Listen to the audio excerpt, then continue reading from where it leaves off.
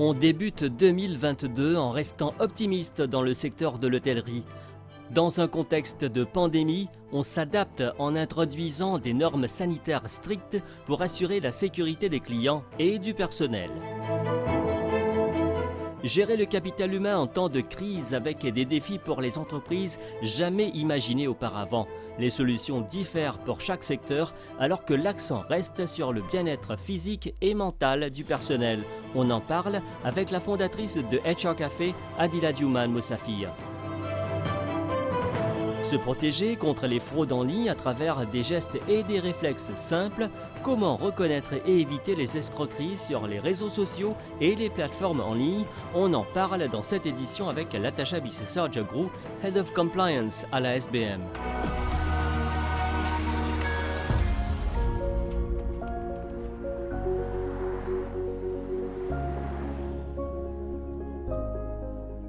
« 2022, une nouvelle année qui commence et aussi les activités économiques. Et on s'attarde sur un secteur en particulier, le secteur hôtelier, qui a beaucoup souffert depuis 2 ans avec la Covid-19. Le virus est toujours là, mais il y a de nouveaux protocoles sanitaires qui sont mis en place pour protéger les clients, mais aussi le personnel du secteur hôtelier. Alors, comment cela se passe dans l'hôtel Luxe? C'est ce que nous allons voir avec les employés aussi, comment les clients s'adaptent avec les nouveaux protocoles sanitaires. Maurice retrouve sa vocation touristique pour le plus grand bonheur des visiteurs, mais aussi pour celui des employés. Après plusieurs mois de fermeture, beaucoup de choses ont changé, mais c'est tant mieux ainsi. Alors, Madame Asha Deman, dis-nous au spa ici, qui va faire qui ne comment on adapte les autres par rapport à Covid après la réouverture? D'accord. Alors, pour commencer, nous commençons par la réception même. Quand nos clients arrivent, nous demandons de sanitiser la main et nous avons une fiche médicale que nous faisons remplir pour certaines questions pour nous connaître, que nous allons. Après ça, nous rentrons dans le vestiaire pour nous changer, que là aussi, nous avons un protocole. S'il pèse bien sanitize, nous avons un petit tag qui indique que tout ce qui nous peut donner, je peux servir pendant le massage et sanitize. Et puis ça, nous rentrons dans la salle de massage. Là aussi, nous avons un tag qui indique que la cabine est sanitage, est nettoyée. La table massage, tout ce qui nous est dans la table massage, est nettoyé et sanitize. On s'adapte pour offrir aux clients des moments de loisirs inoubliables, tout en s'assurant de la protection sanitaire de tous. Actually, most of this protocol was already in place through earlier stages when we were accommodating our local customers. And when it then gradually opened up to international customers as of September, the second stage almost paralleled than what we did already then as of October onwards. So it wasn't really a big problem to do so. So after so many months of closure and after opening, how do you see the situation regarding reservations and occupancy rate? Well, of course it was and still is a kind of gamble, depending on what flares up and how the road reacts. And we've seen that in the month of December, where we were curtailed to a degree because of the closure of South African market, the situation in France at the time. Now it seems to ease off a little bit and reservations are picking up, which is good. So I'm quite positive to see what the next few months will bring to us. La Covid-19 a certainement bouleversé les choses à l'hôtel. Mais le secteur a toujours été dynamique et a toujours trouvé des astuces pour faire face aux problèmes, comme dans des situations de mauvais temps par exemple. Nous travaillons par rapport avec le temps. Donc, dans les temps qui nous capables de faire activité permettent nous, dans les temps qui ne permettent nous vraiment. Nous parfois nous cadrons un soleil, mais la mer pas permet nous. Donc nous travaillons par rapport avec vraiment avec le temps. Et nous là juste pour faire nos clients plaisir, nous donnons vraiment une vraie information. Le primordial, c'est nous expliquer à nos clients d'abord pour notre sécurité. Parfois, il y a un client qui comprend, il y a un client qui vient dire oh, ouais, bon, on a eu faire ça. Là, nous devons vraiment rentrer en détail, expliquer pour quelles raisons. Là, les autres comprennent, vous êtes satisfaits. Après, vous venez plus tard ou le lendemain, de façon qu'ils nous expliquent. Alors 2022 fait commencer. Qui vous souhaitez pour 2022 pour ce secteur? Donc, moi, je souhaite que ce secteur-là continue à s'ouvrir et nous travaillons, nous prenons nos précautions. Pareil, comme tout le monde peut dire, donc nous bien faire avec. Donc, nous sommes disponibles pour faire avec à n'importe quel moment, selon les protocoles qui nous peuvent bien suivre.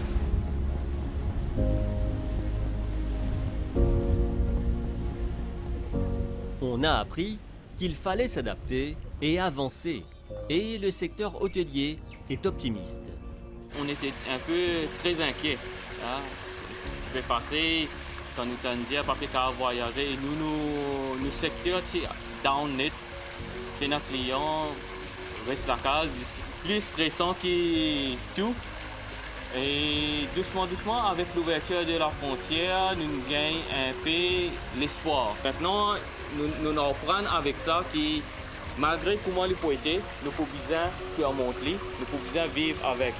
Donc, nous adapter notre travail avec la situation. And how do you see 2022 for the hotel industry? I hope sincerely that by mid of this year, we do see the end of it.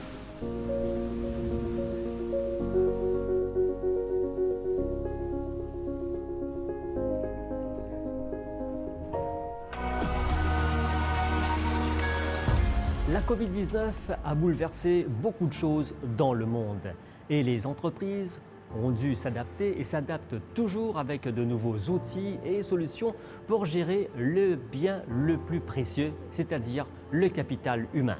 Et aujourd'hui, on va parler avec une spécialiste dans le domaine, Adila Diouman Moussafir, la fondatrice de HR Café à l'île Maurice. Et on va voir ses explications, comment on s'adapte et qu'est-ce que l'avenir nous réserve pour surtout 2022. Adila Diouman Moussafir, alors depuis 2020, il y a beaucoup de choses qui ont changé dans le monde et même les entreprises ont dû se réadapter. Et comment cela a changé la façon de gérer les gens? Effectivement, Richie, il y a eu beaucoup de changements. La façon dont les entreprises évoluent maintenant a changé. On est dans le survival, dans la survie. Et avec le monde du travail a dû s'adapter. On n'est plus dans cet environnement où on se focalisait sur comment motiver les travailleurs, les employés à mieux faire, à bien faire, à les encadrer d'une manière magnifique pour être dans la survie de l'emploi. Qu'est-ce que ça veut dire? C'est qu'on est en train de voir au sein des entreprises comment gérer au maximum ce qu'on appelle le highest cost pour une entreprise, qui est le staff cost. Et donc, allez comprendre donc que là, on est vraiment en train de voir comment préserver les emplois. Il y a bien sûr beaucoup de nouveaux défis et maintenant avec la Covid, encore c'est plus difficile. Comment s'adapter avec ces nouveaux défis? Alors effectivement, les défis sont des défis nombreux, mais aussi des défis qu'on n'a jamais encourus auparavant dans l'histoire même du monde. Heureusement que beaucoup d'entreprises ont su comprendre qu'il fallait mettre en place des plans de continuité, ce qu'on appelle en anglais le Business Continuity Plan, pour s'assurer que l'organisation continue à fonctionner et avec les employés continuent à travailler et préservent leur emploi. Pour l'employé, le plus important, c'est avoir la sécurité, se sentir safe au travail, dans le milieu du travail. Alors, un des changements majeurs a été dans ce sens-là. Comment restructurer l'organisation de manière à ce que les employés puissent avoir la tête tranquille, se focaliser sur leur travail et ne pas avoir peur par rapport à la contamination, voyager par exemple dans les transports en commun et souffrir de tout ça. Donc il y a une réadaptation dans ce sens-là. Alors quels sont les outils qu'on a dû développer justement pour pouvoir gérer la situation? On met beaucoup d'accent sur le mental wellness et welfare des employés.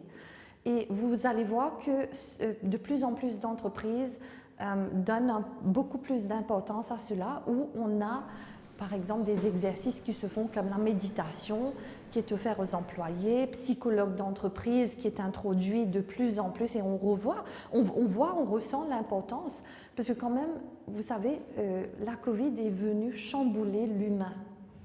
Et si l'humain n'est pas bien dans sa peau, comment est-ce qu'il va se focaliser à être beaucoup plus productif pour l'entreprise? Donc ceux qui ont réalisé cela sont en train de mettre en place des mesures pour aider l'humain. Dans le cas où les employés ou leurs familles sont atteints de la Covid, comment est-ce qu'on gère cela au sein de l'entreprise?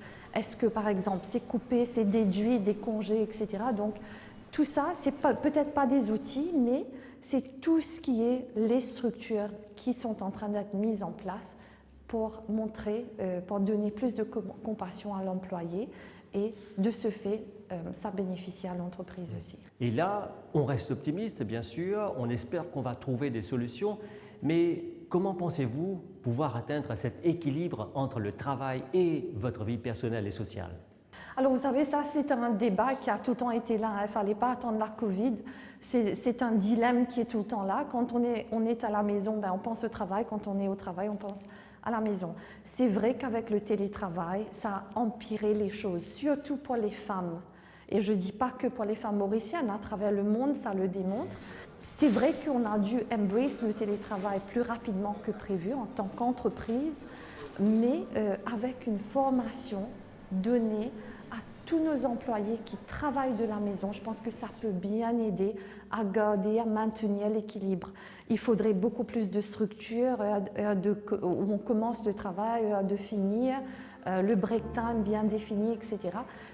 C'est work in progress. Je ne crois pas qu'on a la formule magique, on ne peut pas prédire quand est-ce que ça va arriver, mais déjà, moi je suis très optimiste par rapport aux tendances des variants qui circulent et j'espère qu'un jour, dans le futur très prochain, la Covid va être pas aussi grave que ça l'a été en 2020-2021.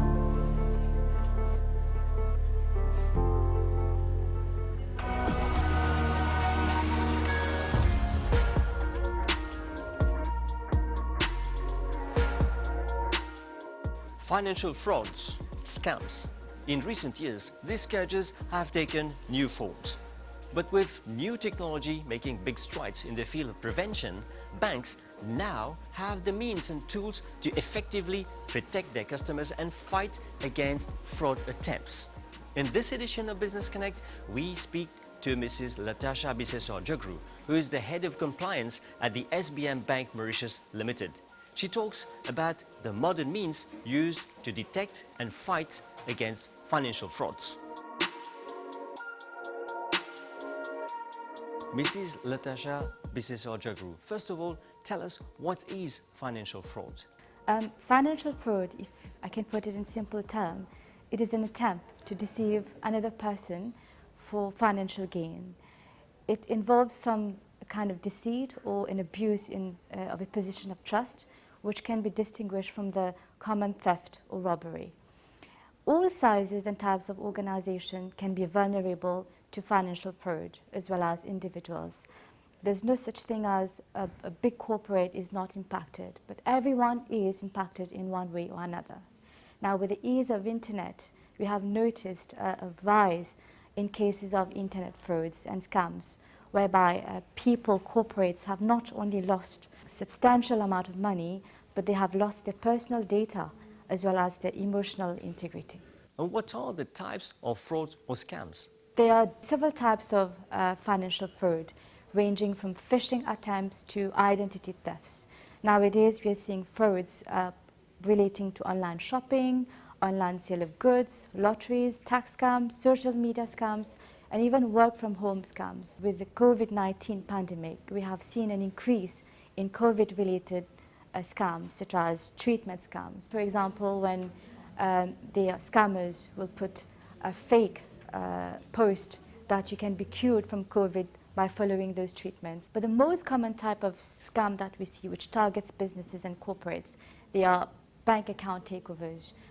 For example, where scammers will send fake emails to businesses and sending malware, malicious software that can collect the files and password for online bank accounts.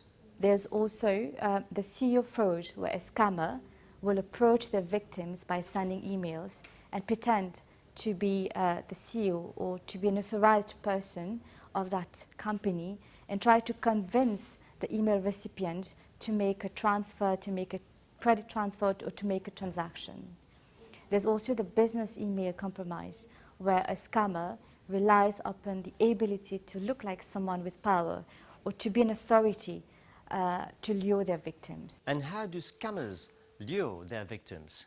Well, scammers, they use very persuasive techniques to lure the victims. Techniques we have, it's the proximity.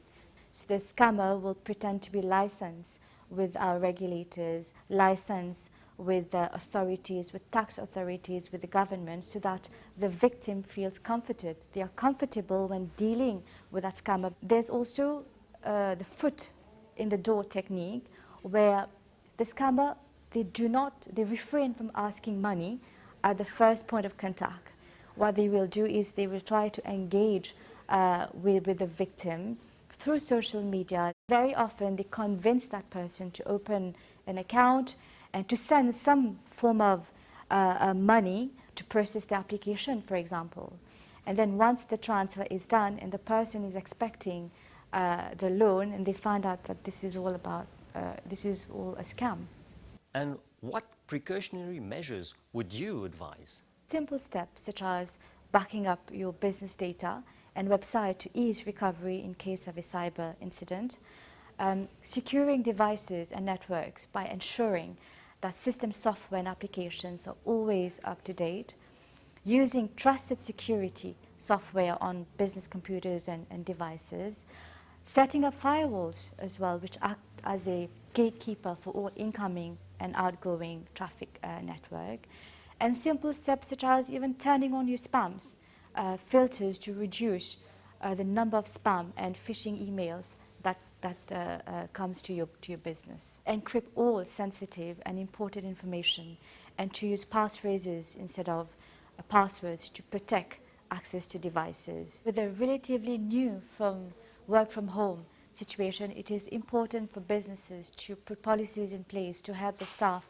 understand their responsibilities and what is acceptable when they use or share data, when they're using computers and devices, sending emails and going on websites. At SBM, we are constantly assessing our security tools, protocols and policies to ensure that all business and customer data are fully protected from eventual cyber threats.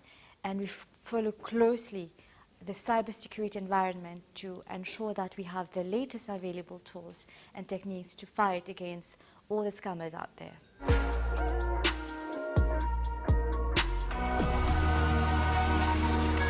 Business Connect, that's it for this edition. Thanks for watching. We hope you enjoyed this program, which is available on our online platforms.